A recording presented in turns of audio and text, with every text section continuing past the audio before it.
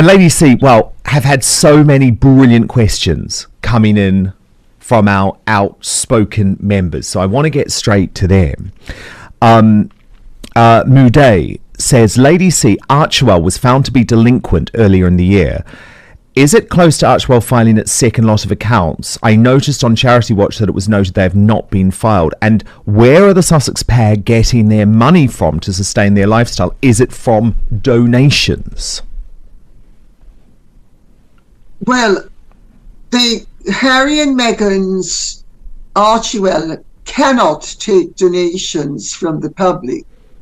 It's one of the conditions of their category of mix and match, because they're part corporation, part charity, but they are bound by certain rules and regulations and laws, which they have been, well, skirting around, because in their last accounts, I mean, I have a financial genius, he's an accounting genius, who keeps me up to date on the reality of Harry and Meghan and their financial activities. And in their last accounts, the interest that they earned for the year was on $222,000. So that means that that's the entire amount that they had permanently for the year in their investment account. Notwithstanding that fact, I don't remember. I think in the first accounts it was 11 million, and in the second lot it was 9 million. So my accounting genius said that it's fairly standard that people, when they're moving money around, they're smoke and mirrors, that they move the money around, but they're not. Archewell does not have the millions available to it on a daily basis. On a daily basis, it had $222,000, but they spent more money, or an approximate amount of money, on expenses that they did. I'm not very arithmetical, so I don't have my notes in front of me. I actually did a show on this, or a part of a show on this, which you can watch on your brilliant YouTube channel, which if you haven't subscribed to, I recommend everyone does, because it's must watch. But so, you know, it seems that they really, my reading of the situation is they had a maximum of $11 million, which they have been playing around with and moving around. And it went from 11 million to 9 million. Doubtless this year it will go down even more. You know, they earned pretty well for the first year that they were in the United States, before they became so unpopular. And so with each year, it's going to be diminishing returns. But they don't have a great deal of money. They have a massive mortgage on their house. They have massive expenses. And where did the money come from? I suspect some of it would have been inherited, and some of it came from their dealings. And of course, if you put things through corporations and charities, you save on tax. So, and Meghan's very sophisticated she's, you know, if ever she decided that she wanted to cease being a scrubber, she could become a laundress.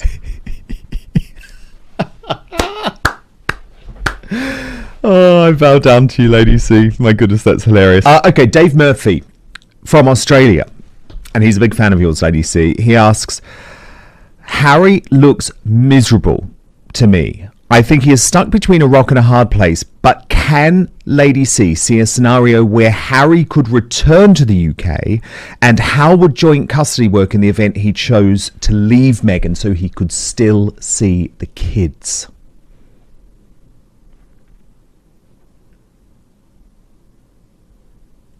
I'm not sure that's a valuable question to answer, because it's too complex. But in a best case scenario, if they separated and if they were divorced, let's put it that way, if they were actually divorced and he moved back to England, he would see the children, presumably some of the time they'd be allowed to come to England, and the rest of the time he'd have to see them in California, unless of course she should marry some billionaire and waft off with him. But I think Meghan is going to prove to be like Angelina Jolie. There are some women who will do anything to work over a man, and children are fair game, and they will use the children.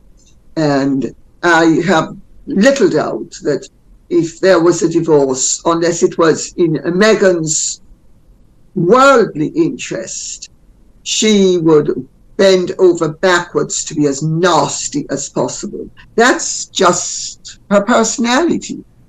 Yeah, and it's why Harry was so stupid to move away, because Yes. obviously it means the jurisdiction is in California, which is That's bad for right. him. So it's virtually impossible for him to come back. He's trapped. Although Elizabeth Bird asks, why on earth is Harry trying to get back to London? This is this rumour, Lady C, that he wants to find a way back.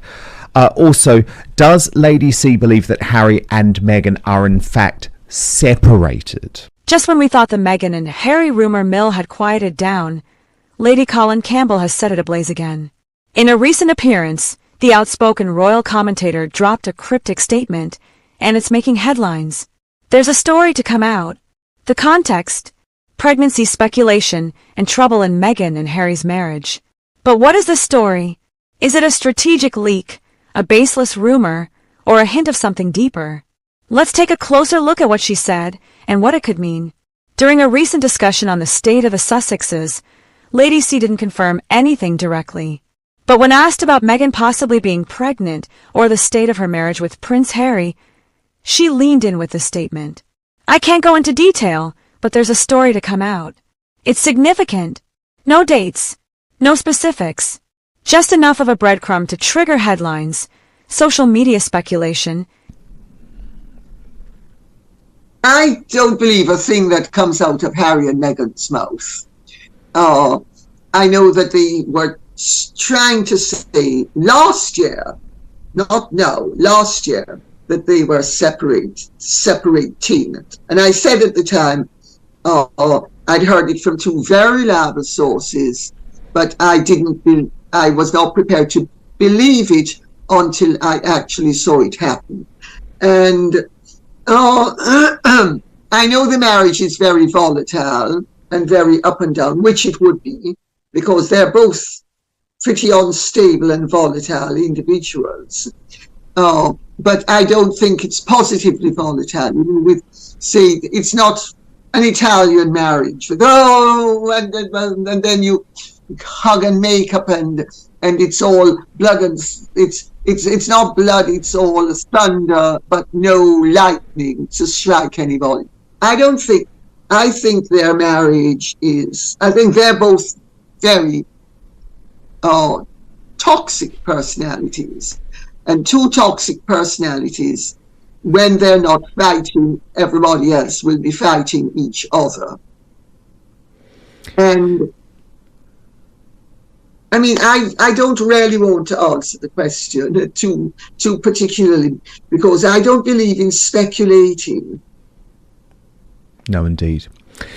Kathleen O'Mahony asks, I would like to know, were Meghan's children born of her body or via surrogate? Which is obviously something that you cover. in the updated edition of your brilliant book. And I'll put a link for the book in the description. Well, of course, Dan, you will know we both have to be very careful how I would answer that, because otherwise it could cause massive problems for us legally and financially. Let me put it this way. Meghan's performance throughout her pregnancy was very bizarre. And whatever went on was definitely not what normally goes on. Whether it was Meghan padding and Meghan playing with the size of her bum or something else. It's there is a story there to come out, and I feel sorry for the royal family, because they have been and of course this Meghan knows would be injurious to the royal family. So, and this is also possibly why she has played things the way she's played them. It's a malicious and destructive mode of behavior that she has thought would put the royal family in a no-win situation. But in fact, if the royal family would simply have a bit of gumption, they would find that they could use all of this to put her in her place and in a no-win situation.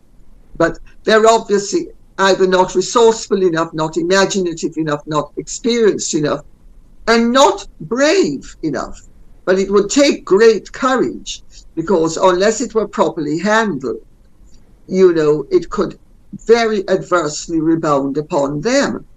And they are very mindful of the fact that Meghan has played the colour card from the word go, and that anything to do with those children and how they came into existence, or the doubts as to how they came into existence, to cover the whole of the possibilities, would have possibly racial implications, because there will always be the Dr. Schollers who's, it's because she's a woman of colour, and when of course it's nothing to do with that at all.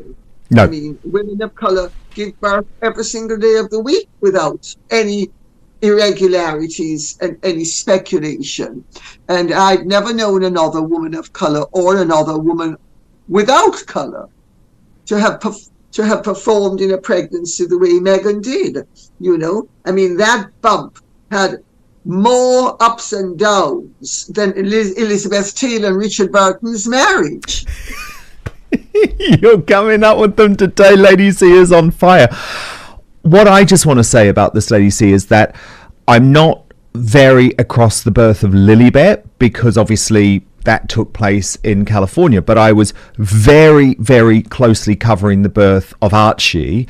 And I think a lot of people forget that I was asking serious questions about this right back in May 2019. I published a column in The Sun with a whole load of questions for Buckingham Palace. Why did Harry and Meghan's American PR Sarah Latham promise to alert the media the moment Meghan went into labour, only to wait 12 hours to do so? Why did she then seem to lie about it by eventually announcing Meghan was in labour 9 hours after she had apparently given birth? Why was the announcement delayed until 1 p.m? There are so many questions around Archie's birth. I was asking the questions at the time, but I guess I had more trust in what Buckingham Palace was saying at that point. But I was always asking the questions. I literally write in this column, Lady C, it's almost too ludicrous to believe. Well, but we still don't have the answers. We still don't have the answers. I didn't know that you'd done all of that, Dan, and good for you. But the fact of the matter is, asking Buckingham Palace when Buckingham Palace was being misled by Harry and Meghan, Buckingham Palace was relying on them for information, and they, if they chose to not provide the information to Buckingham Palace, which again shows a degree of irresponsibility and malignancy, because then the average, ordinary, expected response would be Buckingham Palace is lying to me. But Buckingham Palace didn't need to be lying to you. Sarah Latham didn't need to be lying to you. Harry and Meghan could have been lying to Sarah Latham. And I think that is highly possible, because it definitely happened in the past. And royal watchers' curiosity. And to be fair, this is exactly what Lady C is known for. Pregnancy rumors surrounding Meghan Markle are nothing new. They've popped up intermittently over the past year. But Lady C's vague tease has given the latest round of speculation new life. Here's why people are talking. Meghan's limited public appearances in recent months. Her change in wardrobe, often opting for looser, layered styles. The Sussexes' recent stepping back from joint events. Nothing confirmed. But as we know, in the absence of facts, speculation thrives. Perhaps more interesting and sensitive is Lady C's implication that the Sussex marriage might be under strain. Again, no direct claims, but her tone suggested that something is not quite right between the Duke and Duchess. She cited how Harry and Meghan are now attending events separately, pursuing different media projects, and have been the subject of multiple unverified stories about distance in their relationship. Barbara Brown, Lady C, asks, do you think Trump threatening Harry's right to stay in the US will undermine the strong alliance the UK and US have enjoyed for 80 years? Absolutely not a chance. It really makes no difference whatsoever.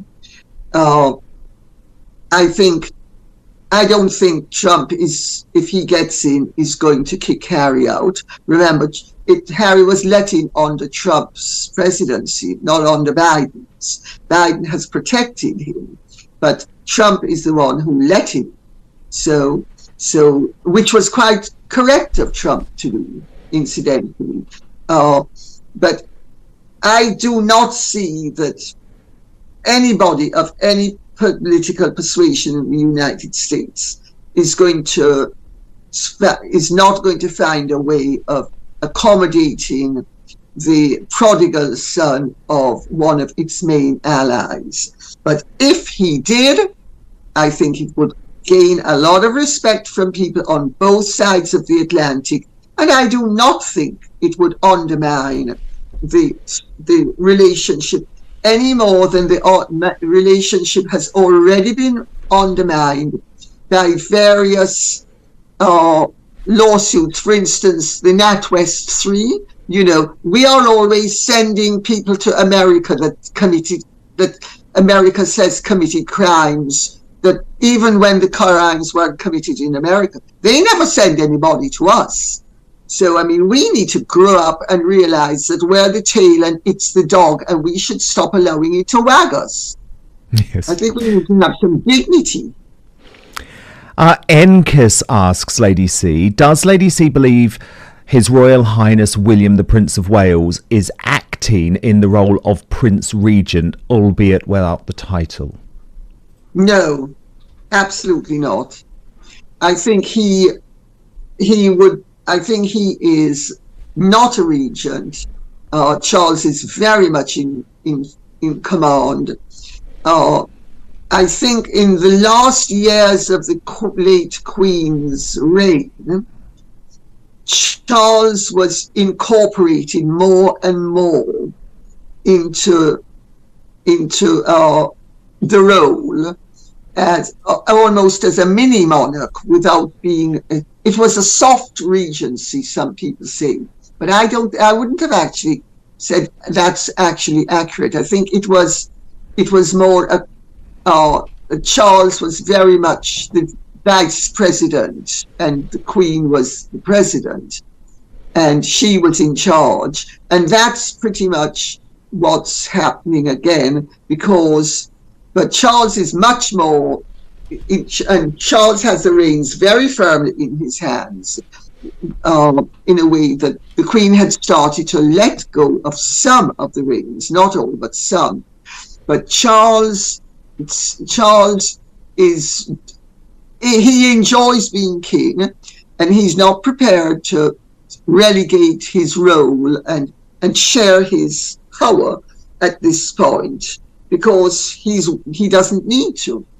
What he does do is because he's mindful of the fact that it was in his interest as the successor to the late Queen to be gradually more and more incorporated, and he and William are in tandem together, so to speak. But no, it's not a regency, not even a soft regency. It's a very powerful senior partner, and the successive junior partner has some say, but ultimate authority rests with the senior partner. And final question, Lady C, comes from Minnie Newman, who asks, can you ask Lady C if she thinks that William when king or Charles sooner might ask Beatrice or Eugenie to work full-time in the royal family? Zara would be popular, but seems that she doesn't want it. Well, Zara is not a member of the royal family, which people just don't seem to get. You know, her mother is a member of the royal family. It's a patrilineal system. It's not a matrilineal system. So Zara is not a member of the royal family any more than David Linley is a member of the royal family, as Princess Margaret used to say.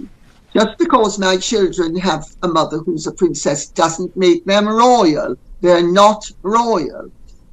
So Zara is, I mean, I'm not saying that they couldn't change the system for people, members of the family who are not royal, to be a part of it. But I have been saying for years that I think Beatrice and Eugenie should be made. They would be good at it. They want to do it.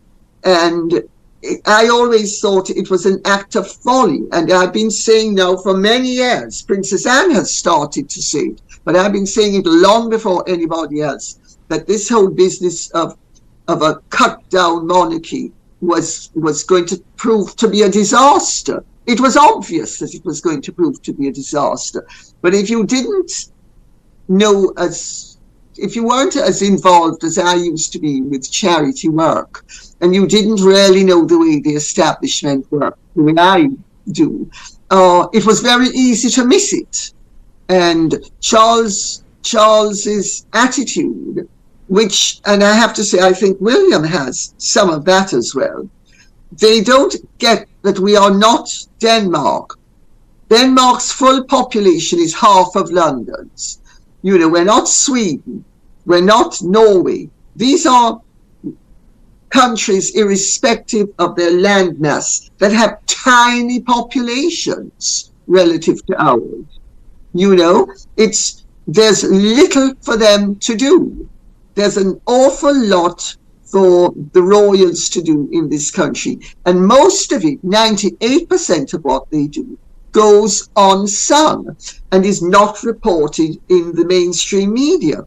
And both Charles and William seem to have missed the point that being royal isn't only about what appears in the newspapers or on ITV at 10 or whatever time ITV has its news nowadays. I think it's really naive of them, and I hope that Beatrice and Eugenie will end up being, because they should. Beatrice has actually, even while the Queen was alive, she did and substituted for the Queen. For instance, the event that I went to for the Jubilee at Windsor, Beatrice substituted for her grandmother. And they're both very good at what they do. I have friends who are very involved with charities that they're involved with, and they really are good girls. And the fact that their parents might have had rather dodgy pasts shouldn't impact upon them. No.